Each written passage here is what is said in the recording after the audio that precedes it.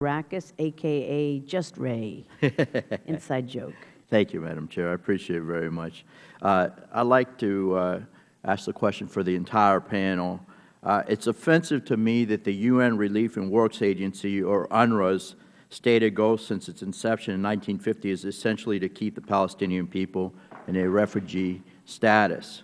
Mr. Abrams, as you noted in your testimony, it seems that UNRWA has done nothing but perpetuate refugee status for the Palestinians forever. Would the panel agree with me that we should finally end the nearly $4 billion of aid that we have already wasted on UNRWA? I'd like to hear from the entire panel, please. I can start. I'll say this, that UNRWA needs to end now. It is an absolute waste of money. Rather than solving the problem, it perpetuates it. UNRWA sees itself as the, they see the Palestinian refugees as clients rather than refugees that need to be settled. Every other refugee problem has been addressed appropriately in history since World War II.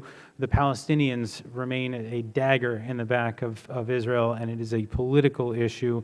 It is no longer a humanitarian one. One thing that has been suggested that I think is a very good idea to consider is the UN High Commissioner for Refugees. That is the body that handles every other refugee problem.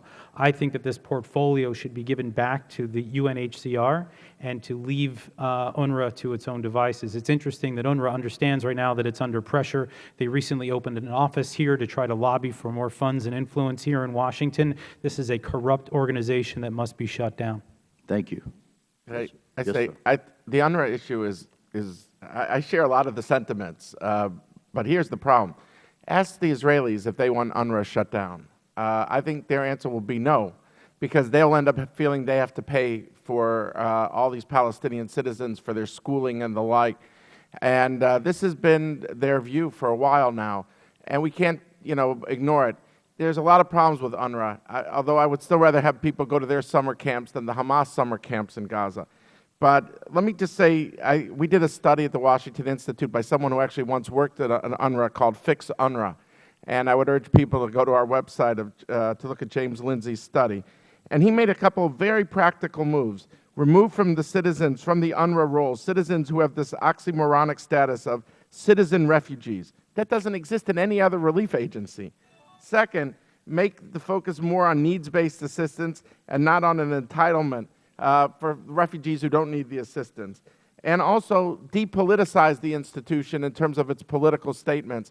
There are a lot of things that could be done to fix UNRWA if you can't end it now. We all would look forward to the day where you phase out UNRWA and it's no longer needed.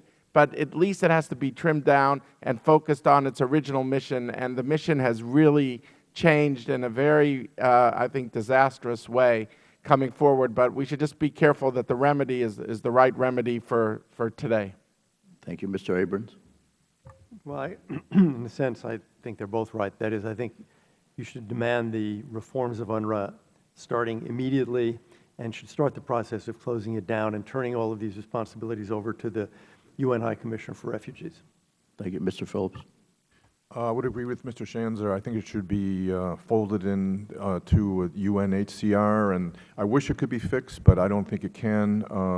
And if there's a silver lining in the cloud, if this Palestinian pseudo-state comes into being, then it should bear the responsibility of acting like a government and supporting these refugees, since it claims that it is capable of fulfilling all the responsibilities of a state.